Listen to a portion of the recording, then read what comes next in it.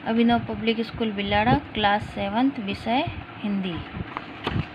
इसके अंदर अपन ने फर्स्ट चैप्टर पढ़ लिया था।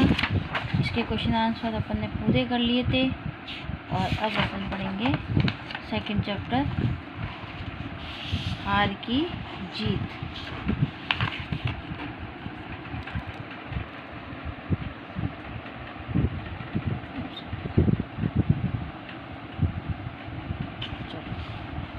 हार की जीत।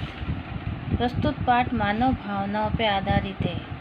मनुष्य में भावनाओं का महत्व होता है, भावनाओं से ही मनुष्य बनता है। तो प्रस्तुत पाठ मानव की भावनाओं पर आधारित है। यह एक डाकू के हृदय परिवर्तन की कहानी है कि किस प्रकार एक डाकू का हृदय परिवर्तन हुआ है। बाबा भारती के अनोखे घोड़े की चर्चा डाकू खड़क सिंह के कानों तक पहुंची। जब कोई अच्छी घटना घटती है तो वह सभी तक के कानों में पहुंचती, तो बाबा भारती की अनोखी घटना भी डाकू खड़क सिंह के कानों तक पहुंची। वह धोखे से घोड़ा ले जाता है, परंतु बाबा भारती की एक बात उसे घोड़ा लौटाने पर मजबूर कर देती है। मजबूर मतलब किसी भी कार्य को करने के लिए पूर्ण रूप से तत्पर कर देना। उसी बात ने उस डाकू का हृदय परिवर्तन कर दिया। बाबा भारती एक साधु थे। उनके पास बहुत ही सुंदर घोड़ा था।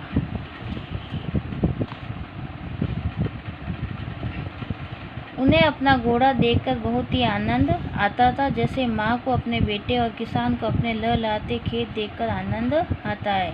बाबा भारती एक साधु थे। उनके पास सुंदर घोड़ा था और घोड़े को देखकर उन्हें उसी प्रकार प्रसन्नता मिलती, जिस प्रकार बेटा अपनी माँ को देखकर, माँ बेटे को देखकर और किसान अपनी फसल को देखकर प्रसन्न होता है।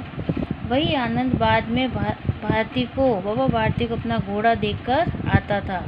जितना आनंद माँ और बेटे के बीच में मिलता है, उतना ही आनंद बाबा भारती और घोड़े को देखकर उनको मिलता था। भगवत भजन से जो समय बचता वह घोड़े को अर्पण हो जाता। भगवान की पूजा अर्चना, आराधना, भजन कीर्तन करने के बाद जो भी समय मिलता वो घोड़े की सेवा में लगा देते थे। अर्पण यानी समर्पण करना या सेवा में लगा देना। वह घोड़ा बहुत ही सुंदर और बलवान था। घोड़ा कैसा था? बहुत ही खूबसूरत या सुंदर या बलिष्ठ या बलवान था। उसके जोड़ का घोड़ा सारे इलाके में न था। जोड़ का मतलब उसके समान, उसकी तुलना में ऐसा कोई घोड़ा उस सारे इलाके मतलब क्षेत्र में या उस गांव में वहाँ पे ऐसा कोई घोड़ा नहीं था। बाबा भारती उसे सुल्तान कहकर पुकारते थे। अपने हाथ से खरहरा करते, खुद दाना खिलाते और देख कर प्रसन्न होते थे।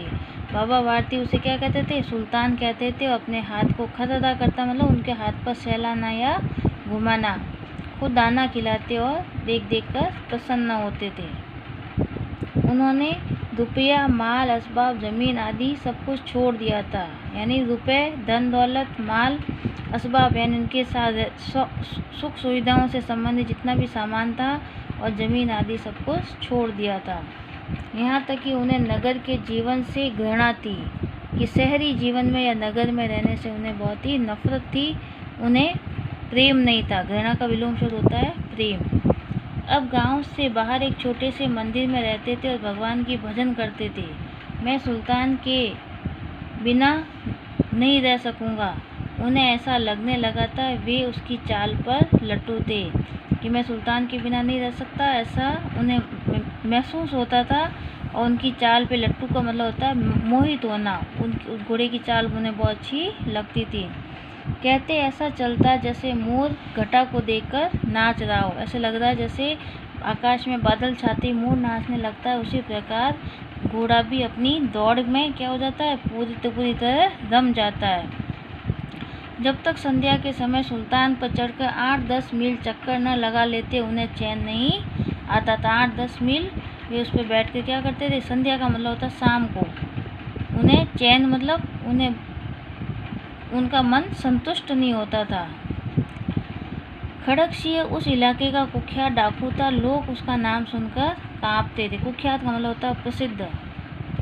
होते होते सुल्तान की कीर्ति उसके कानों तक भी पहुंची। उसकी जो प्रसिद्धि, घोड़े की सुंदरता, चाल, उसका बुद्धिमानी, वो सारे गुण उस तक भी पहुंचे, डाकू तक भी।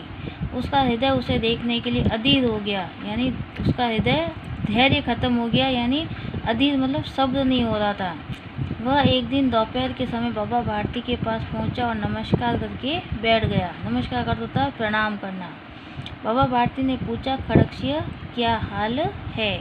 आज अपन इतना ही पढ़ेंगे, इसके आगे अपन अगली क्लास में या नेक्स्ट वीडियो में पढ़ेंगे। अब इसमें होमवर्क देखें।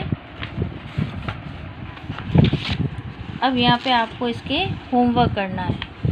तो ये जो शब्दार्थ दिए हुए हैं, शब्दार्थ एक ही लाइन में करने, ये यहाँ तक हो जाते हैं। उसके बाद ये करुणा, इसी के नीचे आपको लिखना करुणा, दया, विचित्र, अनोखा, कंगला, निर्धन, चाप, पग ध्वनि, ये हो जाता है। उसके बाद ये वाला हिस्सा भी उसके नीचे लिखना है।